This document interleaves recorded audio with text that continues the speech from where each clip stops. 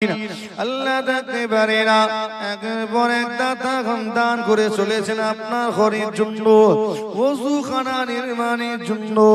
আল্লাহ মানুষজন আসবেন, নাজাসাতে খাফিফা থেকে পাক হবেন।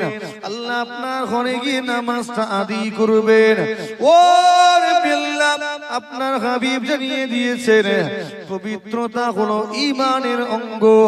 আল্লাহ গো, সেই পবিত্রতা অর্জনের জন্য এই গ্রামের মুরব্বীরা, বয়োজ্যেষ্ঠরা, যুবকেরা ওযুখানা নির্মাণের জন্য একের পর এক দান করে চলেছেন। আল্লাহ আল্লাহ কেউ 1000 টাকা, 500 টাকা, কেউ 1 বস্তা 2 বস্তা করে সিমেন্ট দিবেন। আল্লাহ কেউ নগদ দান করেছেন। আল্লাহ আল্লাহ রাব্বুল আল্লাহ জানিয়ে দিলেন 1000 ইট দিবেন। আল্লাহ কবুল করে নিন। আল্লাহ প্রত্যেক দাতার অন্তরে নেক আশাকে পুরা করুন, হায়াত কিসমত দারাজ করুন। আল্লাহ শরীরকে সুস্থ রাখুন। তো আচাই দুনিয়াতে আল্লাহ সুন্দর ঘর নসিব করবেন, জান্নাতীদের ঘর নসিব করবেন।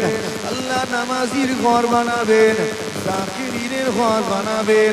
ও আল্লাহ তো আচাই আখিরাতে জান্নাতি ঘর নসিব করবেন। আল্লাহুম্মা আমিন। নারী দিবে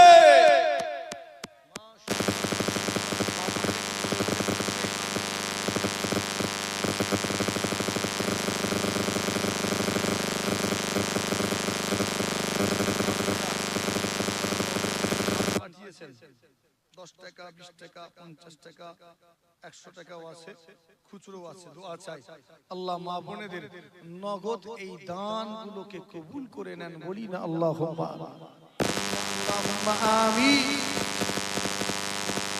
মূল জিনিস এই দান তো আল্লাহ করাচ্ছেন, কিন্তু ছেলেগুলোকে সাথে করে নিয়ে এসে নামাজ পড়বে।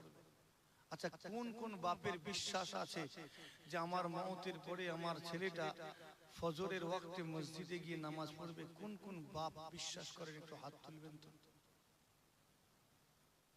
কথা আমার বুঝতে পেরেছেন? একজন হাত তুলে, দুজন।